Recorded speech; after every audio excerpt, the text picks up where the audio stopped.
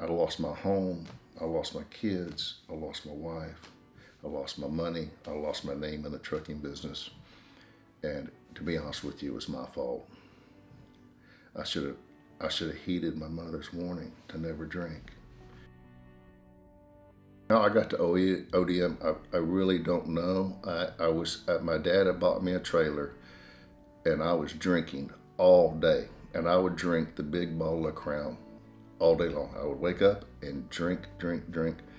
I would do pain pills to keep me on the up, and I would just drink all day long. And I woke up in the hospital, and my mother told me I almost died. My blood alcohol was 0.385. I don't know how I got there. She said I spent 4 days in there. I don't remember being there 4 days. I have a couple little memories of it.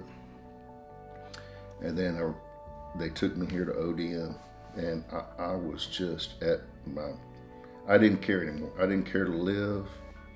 I was mentally sick. I was physically sick. I couldn't look myself in the mirror. I was very, very, did not like myself. I just wanted to kill myself, to be honest with you. I didn't want to live. And the staff here was amazing. And then they have the nurses right here, doctor on campus, and Miss Johnson here, and Miss Hussein. And they really, really worked on me. And slowly, slowly, my body started to heal. And then we had a pastor here, Pastor Ellsworth, and he's an amazing man. And when I was in his presence, I just felt God. And I couldn't get enough of him talking. I would sit in the front row and just listen to him. And I learned the seriousness of God, how powerful he is. And the reason I got in my mess is because I wasn't following the instructions of life, which is the Bible. And I don't think I was a Christian before I came in here. It's impossible for how I was living. And I could tell you all kind of stories, but I'm very, very ashamed of my past. And I didn't think I could recover. And being in that white badge stage, I was so miserable. I didn't have the clothes I needed. I was physically wrong. There's guys, you're bunched up with a bunch of guys, and there's conflict. And I was miserable. And then I'm trying to come off alcohol at the same time. I'm miserable. And I gave my life to God. I really, really did, with my heart. And I just decided that nothing else is important anymore except doing what God wants me to do, because my way got me here, almost dead. I should be dead. And I just started, when I came in here, I was worried, where am I going to live? Where am I going to work? How am I going to fix my credit? All this stuff. And finally I said, none of that. I'm just going to follow God and see what happens. And that's what I did. And every day I would try to improve. I said, I'm selfish, Lewis. I don't want to be selfish. I would see somebody come in. I work in the kitchen. I would see somebody come in and want extra and want more sugar. And I didn't like that. And I thought, wait a minute, that's like me. And I'd correct that. I would correct that. And as I started getting hungry. I couldn't get enough of reading the Bible. I couldn't get enough of Pastor Ellsworth. And one day, it's just this burden lifted up off me. And as Pastor Ellsworth says, God's hand of protection is on you, and you don't want that lifted.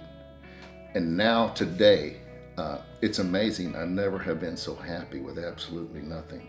And I'm absolutely not worried about anything. And I get so much joy out of the guys here, the staff here, and the clients. And I love when new guys come in and I get a chance to love on them. I love to give them a compliment, try to get them to laugh, sneak them a piece of cake on their birthday, whatever it may be, joke around continually. And the good Lord I've come to understand that he is so patient, that he knew that I was going to end up here because of my bad decisions, but he loved me so much. He put these guys in my life to change me. He used them as a vessel. And today I want to be a vessel. All I care about is being a vessel. I want to stand righteous before him. That's my biggest frustration now, is I want to be righteous. I don't want to be selfish. Drugs and alcohol, in my opinion, it's like a demon. And it's an epitome of selfishness. And God didn't create us that way. When I find out when you be selfish, the more you want, it never satisfies. Then I got to thinking about, I had a house, all this stuff, cars, trucks, motorcycles, but I had to take care of that stuff. And it wore me down, and I had to make payments on that stuff.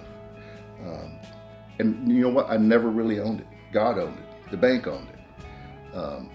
And I don't have to worry about that stuff anymore. If God decides to bless me according to how I live today, that's fine. But that's not why I'm doing it.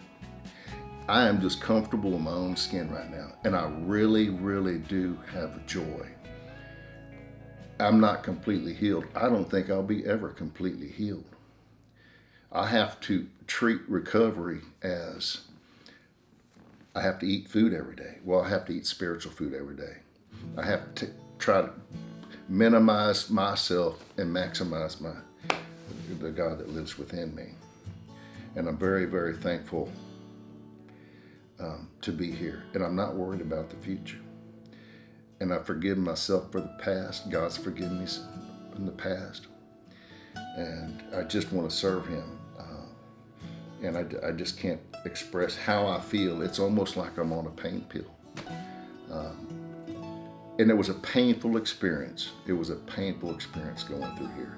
But the longer I stayed, the pain started lifting. The pain started lifting. And I think guys come in here and they're in pain and they don't want to stay in pain. Well, you've been drinking and drugging so long, it's not going to be a quick fix. Quick fixes go away quick. Money gained illegally goes away quick. I think there's universal principles in life. If you really want something, you have to work hard for it, and it takes a while. And that's what's happened here with me. I've been over here about 7.5 months, and I'm just now really kind of getting it. I got a job here at the Marriott before I graduated, and the Marriott is a great, great company. I want to work somewhere where I enjoy my work, where I love to be around people now. I love to make people happy, and I'm not ashamed of God at all. Sometimes when I go downtown, I have a shirt that says Jesus on it, and I notice it makes people uncomfortable. But then again, some people come up and want to talk to me about it. And I just want to be a witness for him. I don't want to stand on Judgment Day and say, what did you do for my son? I have nothing to give. I have nothing to give.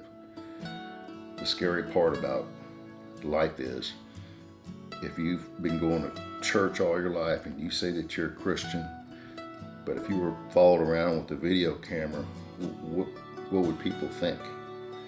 And I want my life to be clean, where people see me and where people don't see me. And I just want to keep improving. I want to just be more like the Lord. And I ask the Lord for wisdom every day. I ask the Lord for me to restrain my tongue and think about what I'm going to do or say before I do it. It's been a great, great, great experience, and I'm excited for the rest of my life. And these guys coming in here, if they can just hang in and go through the pain, really, really will change your entire life.